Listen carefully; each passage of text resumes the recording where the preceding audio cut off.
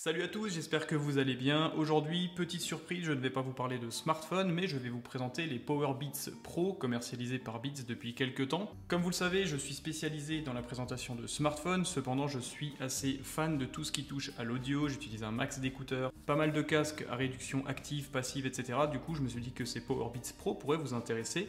Ils sont commercialisés aujourd'hui, disponibles à la Fnac et dans les Apple Store à 249 € dans 4 coloris différents. Alors aujourd'hui, énormément de personnes ignorent le partenariat qui existe entre Beats et Apple. Il faut savoir que ces écouteurs utilisent la puce de deuxième génération Apple H1, comme les AirPods de deuxième génération. Ça simplifie énormément de choses, ça simplifie vraiment la connexion avec iOS, avec macOS, avec tvOS. Donc tous les produits et l'environnement Apple est vraiment pris en compte parfaitement par ce produit. Ça permet vraiment des connexions rapides, l'utilisation de D-Siri par exemple, etc. Donc c'est vraiment un produit qui est 100% compatible avec iOS, mais qui fonctionne bien sûr également avec les produits Android. Le coffret, il est plutôt costaud, on est vraiment plus gros que sur un coffret d'AirPods classique. Vous avez bien sûr le design du produit qui prend vraiment la forme de l'oreille. Donc c'est vraiment un produit qui se détache complètement des AirPods de Apple. Il y a vraiment une prise et une préhension, une ergonomie du produit qui est vraiment excellente, je trouve. Il y a vraiment une bonne tenue dans l'oreille, c'est vraiment agréable, ça n'est pas gênant, ça n'est pas fatigant. Et c'est bien plus adapté pour les gens qui veulent faire du sport, qui font par exemple du vélo, de la trottinette électrique, etc. C'est vraiment des produits qui restent en place et qui procurent en plus de ça un son vraiment excellent. Donc dans le coffret, on retrouve simplement une petite alvéole dans laquelle il y a initialement la boîte, vous vous en doutez. Bien évidemment, on a droit à quelques documents, donc les documents de fonctionnement et de paramétrage du produit, quelques autocollants, les documents liés à la garantie du produit. Vous avez également droit à un câble chargeur, donc USB vers Lightning. Il faut savoir que ce boîtier se charge comme les AirPods directement en Lightning, ça c'est plutôt cool.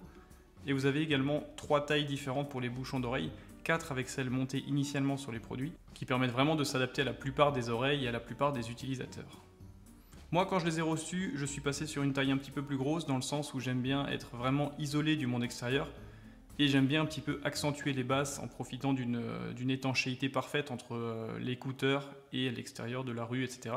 Donc je suis passé sur une taille un petit peu plus grosse afin d'améliorer et d'optimiser un petit peu les basses de manière artificielle. Et voici le boîtier. Alors le boîtier, il est vraiment beaucoup plus gros que sur les AirPods proposés par Apple. C'est vraiment un boîtier qui est assez énorme. Il est assez difficile à ranger dans une poche de pantalon ou dans une poche un peu compacte. Cependant, ça passe quand même dans un sac à dos, ça passe dans un sac à main, c'est pas super gros non plus. Mais c'est vrai qu'on quitte un petit peu le dimensionnement proposé par Apple avec les AirPods, surtout de deuxième génération.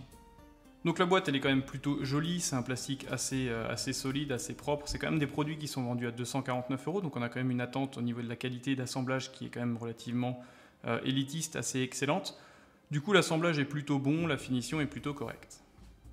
Puce H1 oblige, dès lors que vous ouvrez comme ça le coffret, votre iPhone va immédiatement détecter ces écouteurs et va directement vous proposer de vous y connecter, de les appairer et de les jumeler avec votre iPhone, votre iPad, votre Mac, peu importe.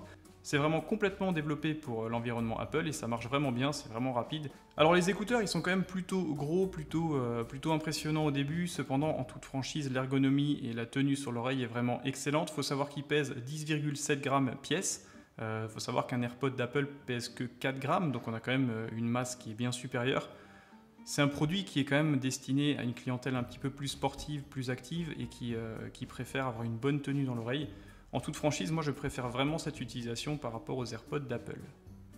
Point intéressant par rapport aux AirPods, vous avez la possibilité de contrôler le volume directement plus et moins sur le cadre, directement avec l'implantation d'un bouton. Attention cependant, le bouton mécanique semble pas être de grosse qualité, les clics sont assez durs, on a parfois l'impression qu'ils se mettent de travers. Cependant, bon point, les boutons sont disposés sur les deux écouteurs de manière symétrique, donc vous pouvez utiliser l'un ou l'autre pour changer de chanson, prendre un appel ou augmenter le volume, ça c'est plutôt cool. Et ensuite, ici, vous avez un autre bouton directement sur le logo Beats. Donc quand vous faites un clic, vous mettez bien sûr la chanson en pause. Si vous faites 2 clics, vous passez au morceau suivant. Comme toujours, c'est disponible sur les deux écouteurs. Et vous avez également le mode 3 clics afin de revenir au début de la chanson qui est en cours d'écoute. Ça, c'est plutôt cool.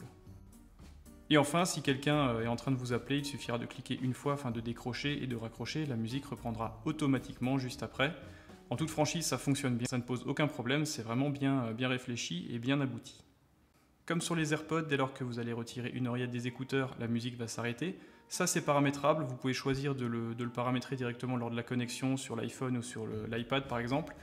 Vous pouvez choisir de laisser cette fonction active ou non. Vous pouvez également choisir quel côté le micro sera utilisé lors d'un appel téléphonique. Attention néanmoins, petit bémol quant à la qualité de conversation, elle est un petit peu moins bonne que sur les AirPods d'Apple. Autre point un petit peu en retrait par rapport aux AirPods, c'est la fonction d'eSiri qui est beaucoup moins précise. En toute franchise, dès lors que vous êtes dans la rue, ça ne marche pas vraiment bien. Ça marche beaucoup mieux à l'intérieur, dans une zone calme. Cependant, j'ai trouvé que c'était pas forcément très fonctionnel et pas très agréable à utiliser. D'autant plus qu'il n'y a pas vraiment de retour dans l'écouteur pour savoir si c'est pris en compte ou pas. Du coup, j'ai préféré me passer de cette fonctionnalité sur ces produits. Autre point intéressant par contre sur ce produit, c'est vraiment son autonomie. Beats nous promet 9 heures d'utilisation en une charge et c'est vraiment le cas. Moi, je m'en suis servi pendant à peu près 5 heures. Il restait quasiment 50% de charge. Donc c'est vraiment le gros point fort de ces produits, c'est une autonomie de fou. D'autant plus que le boîtier permet de recharger 24 heures ces écouteurs, donc c'est vraiment énorme. Si vous partez grosso modo en voyage, vous avez quasiment 35 heures de charge avec la boîte plus les écouteurs chargés à bloc, donc c'est vraiment super sympa. Autre point intéressant, le coffret permet d'utiliser la fonction Fast Fuel qui permet en 5 minutes de gagner 20% de charge, ce qui représente environ 1h30 de musique, c'est plutôt sympa. Alors rapidement les points forts et les points faibles. En point fort, pour m'en être servi pendant 2 semaines, je mettrai l'autonomie, le maintien dans l'oreille qui est vraiment excellent, toute franchise, moi qui fais beaucoup de vélo, de sport, etc. C'est vraiment super sympa, ça tient, ça ne bouge pas. L'isolation en plus, si vous mettez des caoutchoucs assez gros, est vraiment parfaite. Le design général qui est vraiment excellent aussi, moi je trouve que c'est vraiment dans l'air du temps, c'est bien sûr beaucoup plus voyant et gros que des AirPods, par contre c'est un design raffiné et plutôt réussi. En quatrième point positif, ce sera la reproduction sonore, elle est vraiment plus franche, plus précise et plus puissante que sur les AirPods. C'est normal, ce sont des intra-auriculaires, les AirPods d'Apple ne sont pas des intras, du coup il y a une isolation qui accentue la présence de basse. Les voix sont vraiment intelligibles et c'est vraiment un produit qui a une qualité audio excellente. Et enfin, pour finir, dernier point fort sur ce produit, ce sera la résistance à l'eau IPX4. Donc attention, pas question de les immerger ou de les mettre dans l'eau ou de vous doucher avec. Par contre, ça résistera à la transpiration et à la pluie, bien sûr. Pour ce qui est des points faibles, il y en a aussi quelques-uns. Je trouve que le feeling de boutons, notamment les boutons volume, sont assez spécifiques. On a vraiment l'impression que c'est un plastique dur qui a tendance à se mettre de travers. Le clic est assez dur à déclencher, ça fait un petit peu low cost, surtout qu'il y avait eu des problèmes de fiabilité sur les anciennes versions. J'ose espérer que ça a été corrigé, tout du moins le feeling n'est pas excellent, n'est pas très haut de gamme. Autre point faible, la fonctionnalité d'eSiri n'est pas aussi aboutie et fonctionnelle que sur les AirPods de Apple. En environnement bruyant, ça marche pas vraiment bien. Par contre, si vous êtes tout seul dans une pièce comme ici, ça marchera super bien. Mais je trouve que c'est quand même un petit peu en deçà des performances des AirPods. Enfin, encore un point faible par rapport à la personnalisation des boutons. Il n'est pas possible de paramétrer le nombre de clics, de paramétrer la fonctionnalité en fonction du nombre de clics choisis. Ça, je trouve que c'est un petit peu dommage. Ça peut néanmoins être corrigé par une future mise à jour peut-être, je ne sais pas. Ce qui me déplaît encore, c'est la qualité des appels. On est clairement en dessous des performances des AirPods, surtout de deuxième génération. Le son n'est pas forcément très clair, les voix sont pas forcément très intelligibles. Je trouve que c'est dommage.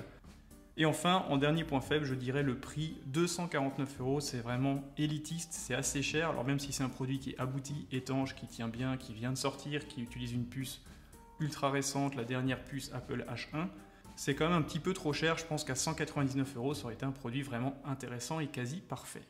Et il faut savoir que ces produits sont disponibles en 4 coloris. Pour l'instant, il n'y a que le noir qui est disponible à la Fnac et chez Apple. Par contre, il y aura d'autres couleurs. Il me semble qu'il y a du bleu, une couleur un petit peu bronze qui va sortir également et une couleur blanche qui sont assez sympas. Donc n'hésitez pas à attendre un petit peu si vous voulez un autre coloris. Tenez-moi au courant si ces écouteurs vous intéressent, si vous préférez peut-être les AirPods ou d'autres, des Bang&Olufsen ou alors même des Samsung, etc. N'hésitez pas bien sûr à vous abonner à ma chaîne YouTube, à me suivre sur Twitter et sur Instagram. Et on se retrouve très prochainement pour d'autres vidéos de produits high-tech. À très bientôt.